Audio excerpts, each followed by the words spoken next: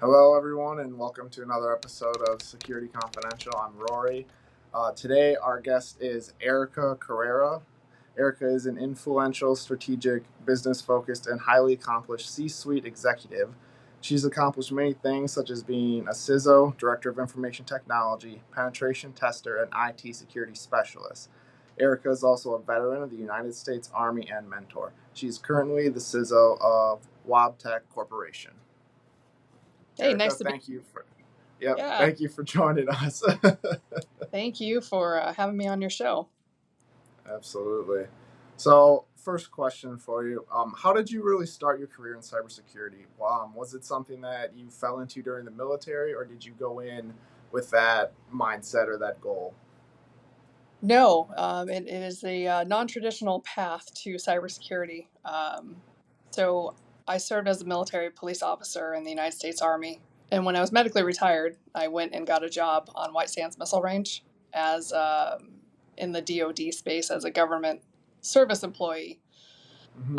And it was there. I think I was a police support assistant, and I wanted to work in tech, so I Okay. wrote my resume with a tech focused and applied for a job as a DoD contractor on the contract that services desktop support for the installation. And I got my first job Okay. at data entry, and I have worked my way up from data entry to help desk to system administrator to an analyst, where I Wow.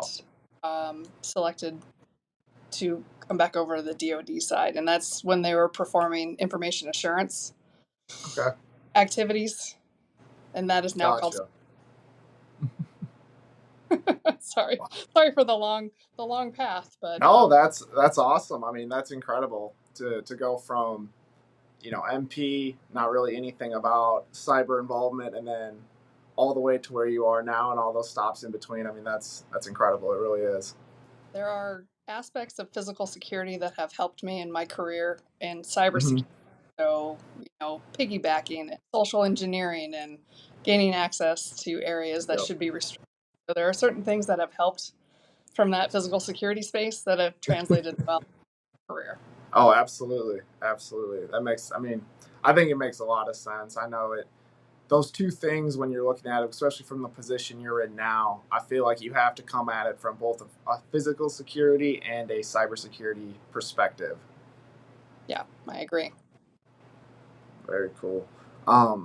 So I know you like to, mentor people and mentor young individuals. When you're talking to young people, what what kind of advice would you give them if they're looking to kind of step into that cyberspace, coming from a non-experienced role?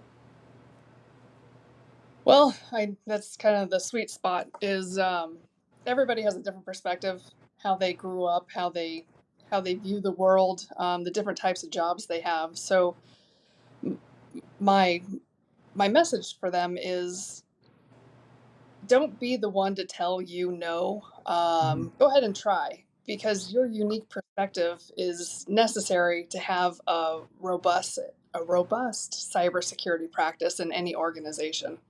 Hmm. Um, so, I mean, if you have any kind of diverse background, but you have a willingness and aptitude to learn, you can be in cybersecurity. Right. You should have a seat at the table. Absolutely, absolutely. That willingness to learn, I think, is crucial. I mean, in cyber or in any role that you're looking to step into, it's so much easier to teach somebody who wants to learn, who wants to advance. I mean Yes. that's major. Do you have any advice for veterans looking to transition into the cybersecurity field? Veterans take advantage of everything that is offered to you through your transition out of the military. It might seem like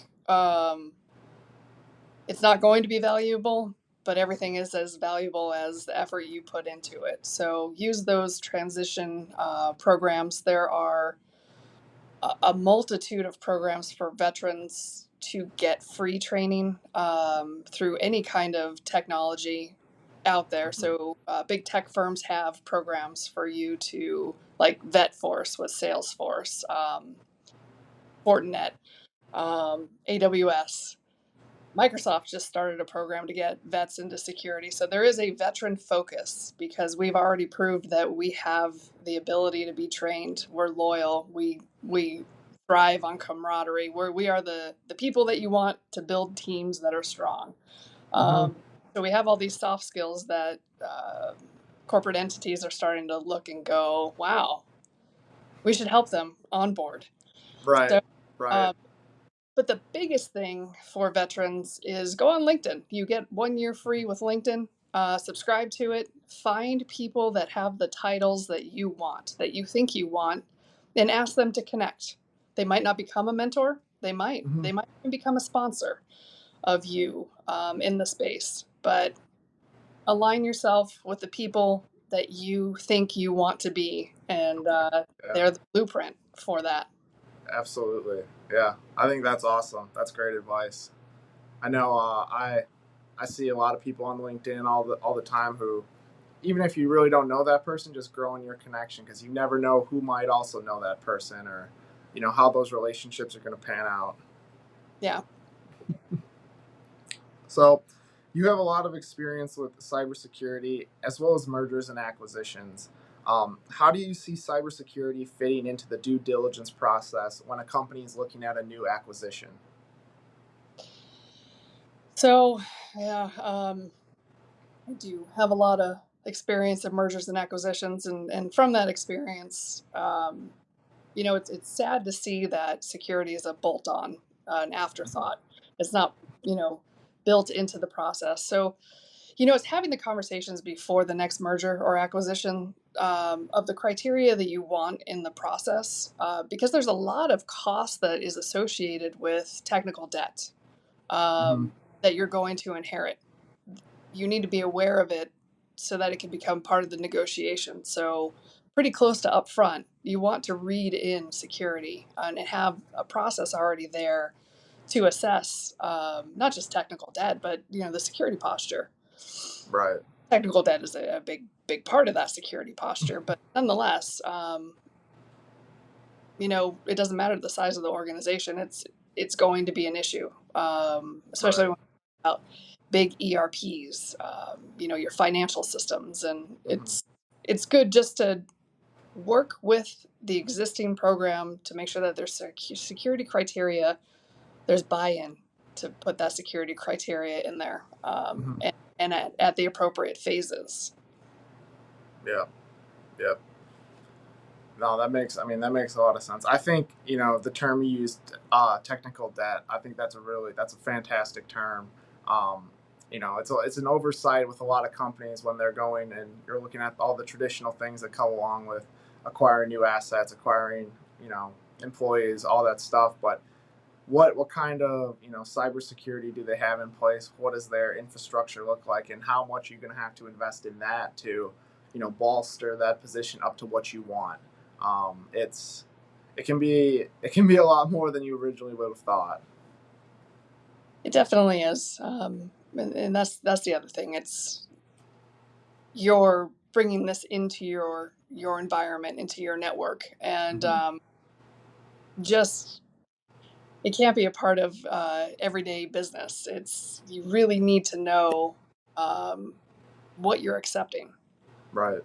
because that now changes your attestations and all of everything you've attested to contractually, regulatory, Hmm. statute, right? That changes your compliance. Right. Yeah, it's gonna have an effect on everything. Whether that effect be good or bad, but that's something you're gonna have to be willing to accept. Moving forward with that acquisition. Yeah. Wow. Yeah. So, companies growing by acquisition inherit the systems and cultures of the companies they acquire. What are some approaches you have seen work in reprogramming those cultures to be in alignment with the parent company regarding cybersecurity? I've seen a lot of different methodologies or ways of thinking and approaching this. Mm-hmm. Some hardlining where you will assimilate, Okay. and they change the badging, they change the signage, they change your signature blocks. They Mm-hmm. tell you what assimilation looks like and the expectations. And, you know, I guess there's a time and place for everything, but you have to be adaptive to and culturally sensitive. So when you talk international, the current company I work for is in 52 countries. We have 250 sites, and we grow by acquisition. So Mhm. when you talk about a forcing mechanism to make people change who probably weren't consulted as a Right. part of your acquisition, you know, I think that gets, I think that's a sensitive topic that everybody should approach uniquely. So, Hmm. um, talk about our friends in Europe. So, France, Italy, Germany, having a liaison to work with them to understand the culture, to understand, you know, what right looks like, Hmm. and to build a relationship. So I think you should have maybe a cultural liaison to help integrate, because I've seen the mergers and acquisitions where is a failed integration in my mind, in my eyes, because we didn't culturally integrate. You Mm. you switched over, you cut over the networks, you Right. firewalls, you deployed agents. They're on our domain, but they very much are not part of our culture. So Right. I think in our front line of defense are people, Right. employees. Front line of defense, you can have the most secure infrastructure out there. You can spend billions of dollars on it, but it takes one Jane or Bob to share their password. You know, Hmm. one Jane or Bob to pick up a USB on the floor outside in the shared lunchroom and plug it in. Right. So investing in humans is definitely the approach I have seen most successful. Okay. You start building a relationship Hmm. to help them understand the new norm, the new company, the new org structure, and help them. Right. And then you have an in already established for Hmm. ongoing maintenance of that relationship and building a secure and aware um, employee, right? That's Hmm. going to help you, going to be your champion. You're not making. So what do we have to do not to make enemies? Right. Yeah, that makes, I mean, that makes a lot of sense. I think it's so true, and we hear it all the time in tech, how, you know, technology security, it's not a technical problem, it's a people problem. And, you know, if you're not going to start with the people, you're going to have problems all day long. And with mergers and acquisitions, there is a lot of, you know, a lot of new things that are going to change, and a lot of people tend to be resistant to that change. So I think, you know, your philosophy in streamlining that process, making it as smooth as you can of a transition, and from the aspect of, you know, the new employees, absolutely. I mean, I'm right on board with you. I think that's the right approach, without a doubt. Awesome. Um, all right. Given the governmental nature, oh, is I think this is the question here. Given the governmental nature of your organization's work, what framework do you use or recommend others use to establish a world-class cybersecurity program? Well, I mean, throughout my career, I've used several, many different frameworks. Hmm. Uh, but let's go with world class. So Okay. the ISO 27001. I can't say enough great things about it, because anything you implement with ISO 27001 isn't a check the box. ISO Hmm. 27001 is voluntary. It might be contractually required, but it's voluntary. So it's a way to advertise that your organization takes information security seriously, that we Right. look at information security in our business processes. It's not just an IT problem, it's a business problem, right? Hmm. So HR security, physical security, procurement, right? Sourcing, Yes. right? So it's third party risk management. Hmm. Everything, anything you can think security and where security could be in your organization is covered in ISO 27001. And it maps nicely to NIST, CIS, you name it. If it's information security or has information security in the title, it's going to map nicely. You could always do better. I'm not saying Right. it is 100% coverage, but anything you implement is going to improve your security posture. Okay. And the requirements to communicate gaps, to have annual internal audits, just saying you're in alignment with ISO 27001 without that external audit to say you're certified. If you can show that you're aligned to ISO 27001, I think you're winning at this game because it's internationally recognized and accepted. It's kind of a gold standard. And if you look back at the original ISO 27001, a lot of the frameworks that came after it emulated it. So, Okay. right. So when you imitate something, it's the best form of flattery. Right. So anyway, Absolutely. that's what I'm rolling out, but also implementing the information security management system using ISO 27001 helps your sprouting leaders understand the global view of information security and the complexity of building a management system to manage and continually improve information security. Okay. So you get this Absolutely. management view and this technical view. So you've got the 27001, which is management, and the 27002, which are technical controls. I can go on for days on how cool 7001 is. I mean, I absolutely. I think it's that when you have something that you're passionate about and you've seen it work and you know it's going to work for your company. I mean, that's go on as long as you want.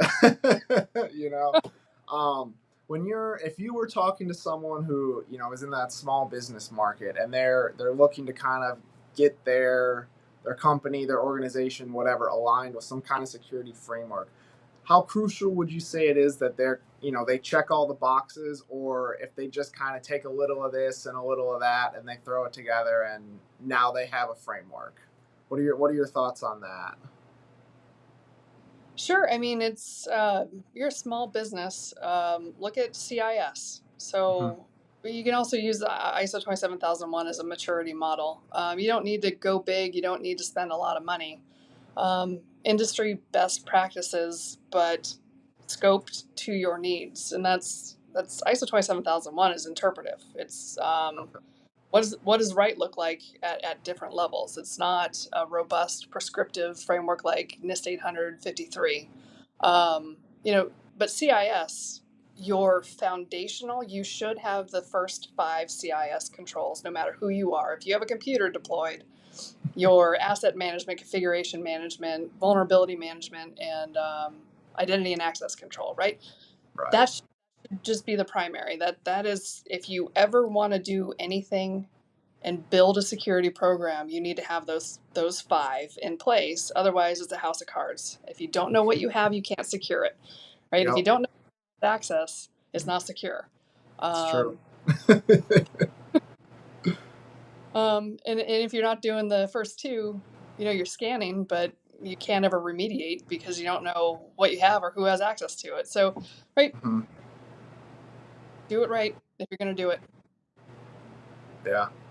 Absolutely. I mean, that's the truth with anything when it comes to businesses, right? I mean, if you're going to go all in, you gotta push all the chips on the table and stick to it.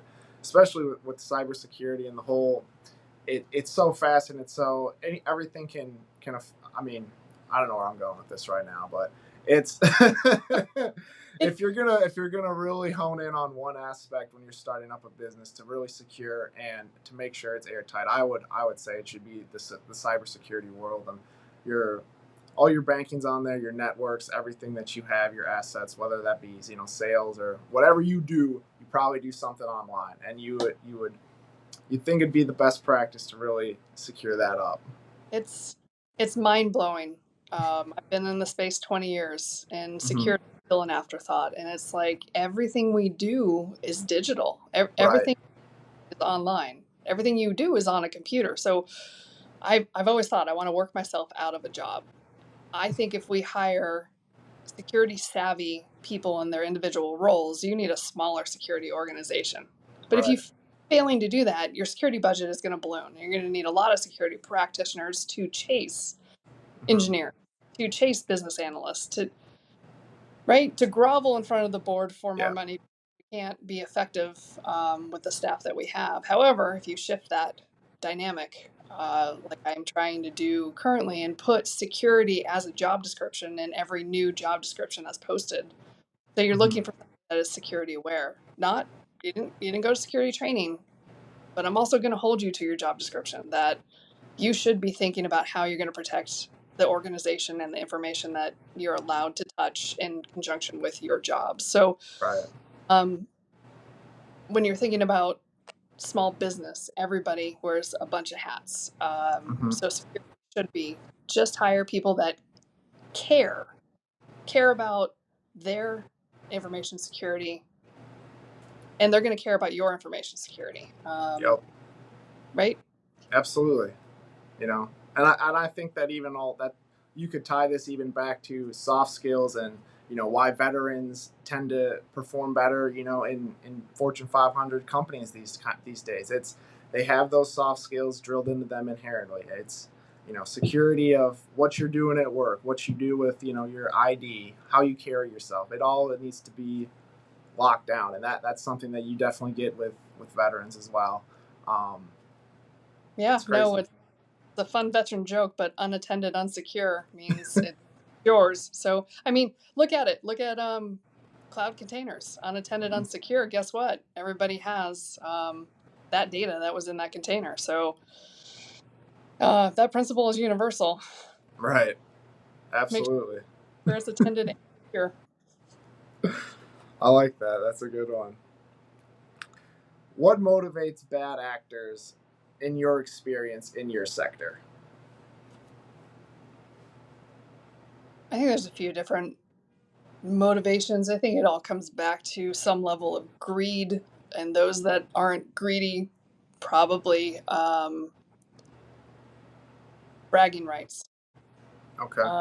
But those are tied so closely together. The more revenue you can generate from your bad acting, the more notorious you are going to be. So, name recognition. I mean, I don't think there's anything better than for them, not for me, for Right. them. Name in the news. To be able to say I'm responsible for this latest breach, big name corporation like a Walmart. I think a Walmart would be that pinnacle for them. Because the more, and this is where I'm kind of, this is where I am with the company I am. It's headquartered in Pittsburgh. It's been around 150 something years. I walk around Pittsburgh and I'm like, hey, I work for Wabtec, and they're like, who? And half of me is kind of like, that bothers me. The other half is like, no, that's cool. The more people that don't know Wabtec, we're Yep. the least known, I think, least known Fortune 500 out there. Mm-hmm. And sometimes I'm okay with that, but other times that hurts from a recruiting perspective. That also Right. hurts from a retention perspective, because when the AWSs of the world come along and offer somebody on my team, the notoriety, the name recognition alone is, some things you just can't compete with. So back to your question, I think that's the bigger the takedown, the more money and recognition you'll get. The recognition leads to more money, so it might be a double-edged sword now with them too, because then you're on the watch list. Then Right. you're the top 5 for the intelligence and cyber crime to take down. So depends. Suicide mission Yeah. or not. Yeah. Absolutely. I think it's all like you said, greed and bragging rights. Those seem to be the two main things these days, because it's unless you're really going after ransom with cryptocurrency, it's everything's trackable, everything's traceable. Like you know it's going to come out that you were the one who did it sooner or later. So it's definitely a name game without a doubt. Yeah, and there's the way you take down, the ingenuity behind the take, the techniques you're using. All of that comes to light, and the genius behind it sometimes is amazing. I don't want to give too much credit here, but you it fascinates me, the time spent, because I've always said, when you're doing penetration testing, everybody thinks, oh, it's fast paced, and it's the sexy side of cybersecurity, and it's like fishing, or it's I don't know. It's what I see fishing. It's a lot of effort, Mm-hmm. but baiting game. You lay traps and you wait for somebody to take the bait. But it's not the what they put in the movies. Right. Right. No, I agree with you. It's like when you're setting up those email campaigns for your company or whatever, you could send out the basic generic ones, but everybody knows right away that that's this was training, this is a test or whatever. But when you actually put in some time and you create that email, and you make it look real, and then you make the unsubscribe button, the button that releases the malware, that's when you really, get people to fall into that trap and fall into the real score, right? Right. So yeah, there can be a craft to it without a doubt. So I think that's a motivation too, to be known for something different. Hmm. Yeah, absolutely. All right. Are there policies that you think the government should adopt that would better deter bad actors?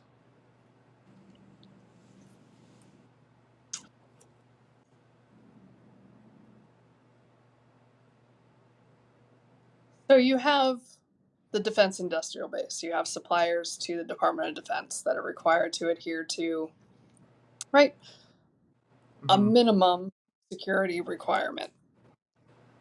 So the federal government, in a silo, decided to do this. But then you have critical infrastructure, and you have many other entities, that should be secure as well. It's fascinating that they can do something in one sector and not apply it universally. So I came from the defense industrial base to manufacturing. We are a supplier of critical infrastructure. Hmm. However, there are no flowdowns from critical infrastructure contracts to their suppliers.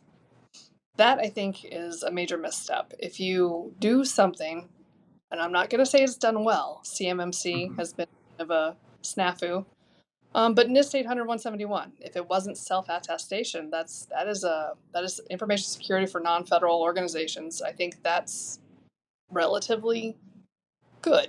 I'm not going to say anything is, perfect, because perfection doesn't exist, and that was the Right. biggest problem. Right, Hmm. zero nonconformities or zero poems, and it was like, when is any practice ever zero? Yep. Yep.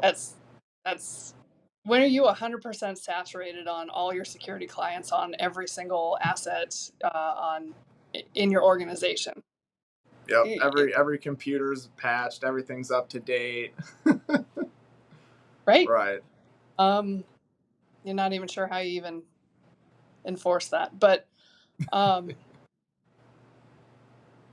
back to the question. I don't even know where I was going. Oh yeah, what can the government do? I think the government should get out of their own way and bring in actual experts to say this is how you get in front of something, because everything we do in the government is reactive. So I just Hmm. went to the NCFTA, cybercrime forum here in Pittsburgh, Okay. and they're the brightest minds in law enforcement from around the globe, talking about cybercrime. Hmm. Those are the type of people you want in the room. So take politics out of it and just get the right people in the Right. room, have a conversation about how do you proactively thwart bad actors, and, Hmm. what universal application. So we talked earlier about CIS, about the fundamentals, Right. uh, right?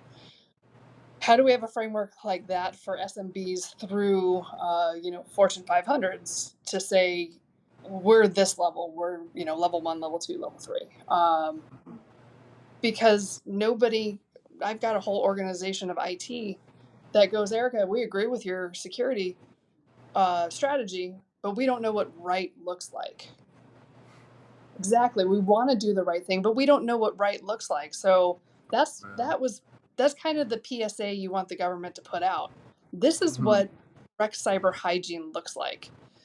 Yeah. And put out where there's no infighting, where, if you have to do it in a think tank and then you come out and say, this is what right looks like, and then grow and improve it, because you can always, different perspectives, you get a different way of thinking and get ways to improve, but start somewhere.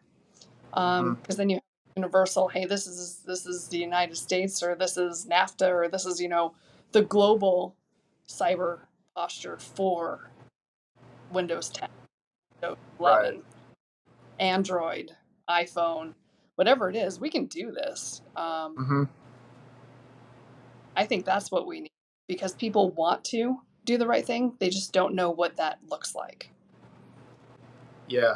Yeah, I would agree with that. I mean, there's so many different people who they all kind of are on the same page, but they have different ways to get there. And if you can streamline that process of, hey, let's just start here and build to, one end goal, rather than, well, I'm going to, we're going to do this, we're going to do that. It's bring it all together, set the foundation, like you said, and then, let those industry leaders, those experts kind of take the reins and say, hey, this is the move. Yeah. It would be helpful. But also, pressure needs to be put where I think pressure belongs. And I'm not sure how to even begin to do this, but I've always thought, we're buying Microsoft, right? But Microsoft knows what right security looks like. Why aren't they just deploying it secure? You have AWS, and you have different levels of, you can buy AWS commercial, you can buy AWS GovCloud. Why isn't GovCloud the standard? Why even offer something that could possibly, and I understand there's choices, Right. but if you know what correct cyber posture looks like, why not just deploy it? Why do I have to pay for it? So it's like you buy this tool, but then you have to pay for all this security to secure it. Right. Bigger entities would push back and say, you know how to secure it, but it becomes cost prohibitive to do a lot of it. So it's kind of like, which baby am I going to give away? Because I can't pay for it. Yeah. Anyway, that's the weirdest thing. You got vendors that know how to deploy securely and are happy to sell it to you afterwards, when they develop. Yeah. But it doesn't come with it. Yeah, that's an interesting point. It's Controversy. You would think I know. it would. So, you would think that security would be, inherent to the sale or even the functionality of that device or that service, whatever it is that you're going to buy. Maybe that's just capitalism at its finest. for sure, and I'm nothing against capitalism. I'm all for it. If you know what right looks like, Yep. and you're not sharing it, who's the real villain here? Yeah, that's true. Absolutely. If you can keep people safe with a little extra effort, why wouldn't you? Yeah. Can you shed some light on what defense in depth should entail for critical infrastructure companies? Yeah, I don't know if I have a lot to say on this outside of everything I already shared. It's to me, and maybe that's just the length of time I've been in the profession, is a common sense approach to security. Defense in depth is, where are you going to get the best bang for your buck? I know everybody has a budget, right? And everybody has the talent that they have, and you should have the foundation, the fundamentals, the basics. So the fundamental level CIS and then basic level CIS. That's a good place to start. And then looking at threat intel, actionable threat intel, and your vulnerabilities. So I know there's a lot of people that talk about defense in depth that have a lot more experience than I do. But taking a common sense approach, pooling the money where it makes the most sense, and to me, that's my high value and my externally facing assets get more protection than others, and then working off of that threat intel, what actually can happen, what is what's live, what's in the wild, what's going on, and addressing that. Okay. Yeah. And I know that's not true defense in depth, but that's the approach that makes sense for the budget that I have. Now, if you Right. have the budget of the federal government, defense in depth is going to look a lot different. Yeah. You're going to have a lot more Absolutely. tooling to throw at that. Mm-hmm. Right. But that's, I think, coming at it from a budget approach is the right approach, because you need to really think about what can I afford? And then out of what can I afford, what is going to keep me the most secure? Or what's going to have the greatest security impact on my organization, my users, my endpoints, right? There's a lot of work that goes into that. So you're talking about threat hunting. You're talking about having a see something, say something capability. You have bounty bug hunting capabilities deployed. So that takes a lot also. However, true actionable data is Mm-hmm. way better than saturation of tools that might not be applied in the right places. Mm-hmm. That makes sense. So there's a lot of people that talk about what defense in depth looks like, correct? And I agree with them. Not kicking this hornet's nest. I agree with them 1,000,000%. Uh-huh. But you have to look at what you can do with what you have. You also Yep. have to look at strategy and road mapping and how, if that's your end goal, how do you get there? Right. Yeah. I like it. I like that approach for sure. um So, when you're talking about risk mitigation and you're looking at your third party vendors, suppliers, and contractors, what sort of thoughts go into that? Yeah. So how I view third party risk management, supplier risk, is SCRIM, right? Or CSCRIM, cyber Mm-hmm. supply chain risk. The assumption is you have an information classification schema. You've already decided internally what your important data is in manufacturing, intellectual property, your customer Right. information, or your PII. We're publicly traded, so Sarbanes-Oxley, our financial data, our financials, our financial systems. Mm-hmm. Um, so what vendors have access to that? And in what capacity? And then what do they do? How do they develop the product we're using and deploying inside of our network that they may or may not have access to? What does their SDLC look like? What frameworks do they adhere to? How well are they adhering to them? Give me your latest SOC.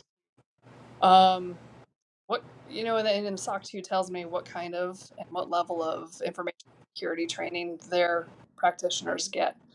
Right.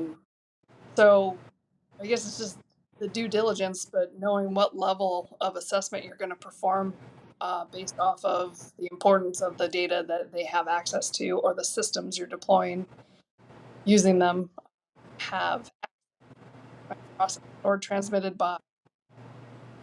And Mm-hmm. then that review cycle, vendor management is not one and done. So how often are you going to reassess, and what's the reassessment, criteria? Is it annually or major system change? Is it a merger? What's the kickoff on their side? Is it an acquisition, merger, divestiture on their side? That's going to kick Right. off a and then what's my internal process for being notified of those, Hmm. right? If they have a Yep. breach, if they Yeah. are How part of. quickly is that information going to come back to you that, hey, something went down over here? Yep. So it's almost like you have to perform everything you do inside of your network Hmm. for your suppliers and sub suppliers. Right. Right. Because Yeah. it's like a chain analogy. If you're going to link them to your chain, you're only now going to be as strong as their link is, right? Right. And that's exactly what the Department of Defense saw. And that's why that DFARS came about with NIST 800-171. It's the flow down of security requirements to you, supplier, and to your suppliers. Yep. Yeah. Absolutely.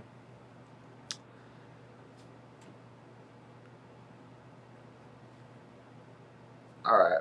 So this is kind of like a follow-along question to that. For small businesses that work with you, what are your expectations regarding cybersecurity for them? So, well, we have T's and C's that cover that, terms and conditions. Okay. Right before this, I got off a call about one of our bigger customers having the same level of defense industrial base flowdowns to us. Mm-hmm. Not new to me, so able to have that conversation. But the expectation that a piece of cast iron that you're buying from us to put on something have information security requirements is it's worth having a conversation about. But this Yeah. entity wants to apply these requirements universally. So am I going to go look at the information security of the supplier of that raw material? Mm-hmm. Does it matter?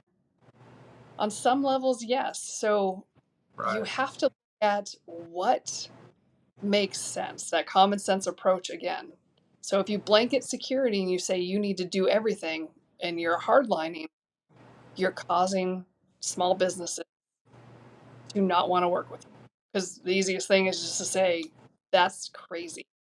But you do want to ask how they perform basic security functions. Mm-hmm. So wherever they interface with you and your systems, you give them access to a system for parts, pricing, bidding, then Mm-hmm. ask the questions relevant to the interconnections you have. I think it's always fair to ask about, their awareness of their employees, especially if they're allowed to upload attachments. Maybe what do they use, right? So just Yeah. the basics fundamentals again of CIS. Are they Right. meeting them? Are they not? But as far as an entire framework attestation, please attest to this. I think it's necessary and too robust. You have to look at case by case. What is it? If you're a small business, what is it that makes sense? Mm-hmm. Yeah. Absolutely. And I think going back to your hard line approach, that you're really the harder your line is, I think the worse off your company's going to be in the sense of making deals, bringing on partners, being someone who is able to grow if you're too focused around those hard stops when it comes to security. So you have to find that right middle ground, like you said. Yeah, but I mean, there's also an aerospace supplier that just got taken to court for lying on their cybersecurity attestation in a contract, saying we are secure and they're not. So there's also the Yeah. prosecution that if if you say you're doing something you're not doing, you Mm-hmm. do run the risk of being in breach of contract and subject Right. to serious penalties. So it's easier for a small business to say, I'm not, I don't need this business. And Absolutely. enough Yeah. small businesses, you're probably going to work your way out of a job. Yeah. I mean, That's very true. It's yeah. All right. So next question, changing subjects a little bit. On your LinkedIn, your banner background, I don't know, I think it's called a banner. Is girl code. Tell us a little bit about that. I am the I I love mentoring. Mm-hmm. For a long time, when I lived in the Pacific Northwest, I was part of a couple groups that mentored veterans. And then I learned a lot about diversity and inclusion in my last position at Parsons Corporation. It was part of their culture. It was ingrained, and I thought, yeah, I need to get more involved in women in tech. And where do you start there? So girls, middle school, their self confidence peaks at 9 years old, and it doesn't recover to that level until they're in their late 20s. So Wow. getting involved in middle school and helping grow talent young. Mm-hmm. When somebody does something themselves, they have a sense of accomplishment, and a sense of accomplishment builds your confidence. So, and these are all studies. This is all stuff I've read. Mm-hmm. I find it amazing, but I've also lived that life, so I know. But girls, um, girls are quicker to tell themselves no than to take chances and take risks, calculated risks, not, you know. Um, but if you don't take risks, if you don't fail, because girls don't like to fail, we've been told we need to be perfect. I don't know Right. why. I think it's ridiculous. Um, but we strive for perfection, and we're super mad at ourselves if we're not perfect. And if we don't get something the first time we do it, we don't do it again. We don't Mm-hmm. take that failure and go, huh, let me try it a different way and fail again. And then, okay, now I'm learning. I'm going to do it again and fail a different way, right? That's you learn from failure. But Mm-hmm. somewhere along, we're told if you fail, you're not perfect, and you should just stay with the things that you're good. And that is why I'm involved in multiple different organizations to help women grow, but starting younger. So I'm the executive sponsor for Women of Wabtec, and Okay. it's providing opportunities to speak about who you are, where you're from, but it's also exposure to different opportunities to grow your career. But it's also to help the entire organization understand women. Mm-hmm. Hey, here we work, we do jobs, just to give a shine a light on highlight who we are and what we do for the organization. Um, so yeah, it's just all part of that mentoring mentality, um, cultivating talent at every level, but specifically in middle school, you need to focus. We need to focus our attention there. Mm-hmm. More of us. So just look into it. Look into opportunities to help middle school aged girls learn that you can do anything that you want to do, Right. and that you be good at it initially. Like Mm-hmm. you grow failure. So Girl Code is that program, giving opportunities to middle school aged girls to learn something that wouldn't necessarily be put in front of them, or if it was put in front of them, maybe they would shy away because I'm not going to be good at that. Right? Telling yourself, or you Right. have an opportunity to really know if you want to be good at it. Mm-hmm. Absolutely. Is there a link or like a page for this where people can kind of go learn more about it, how to get involved, that sort of thing? Yeah, it's actually a conglomerate of a lot of different groups. So Okay. it's just that role. The middle school age practice. I have a bunch of links I can share with you. Yeah, absolutely. We would love that.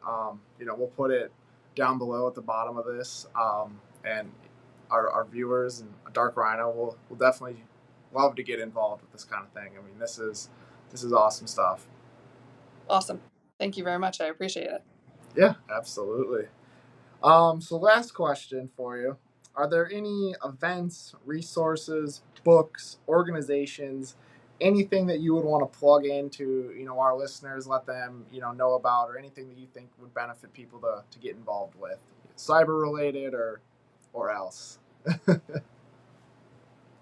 Yeah, coming up in October in Houston is the Society of Women Engineers Okay. convention. So check it out, swe.org.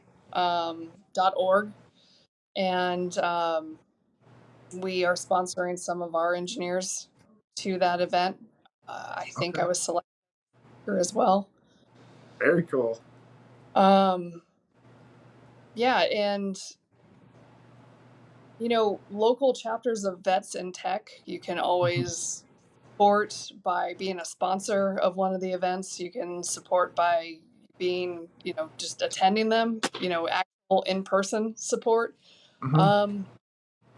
There are so many opportunities to mentor or sponsor, depends on, your different levels. But Right. any level that you're at, you can always mentor. Just Mm-hmm. think of where you are today compared to where you were 10 years ago. You did Right. learn something, you have valuable information. You don't have to be a C, have some kind of C in your title to be a good mentor. Yeah. Absolutely. Well, thank you, for your time and for, going through all the questions. And it was honestly, it was awesome to get to talk to you.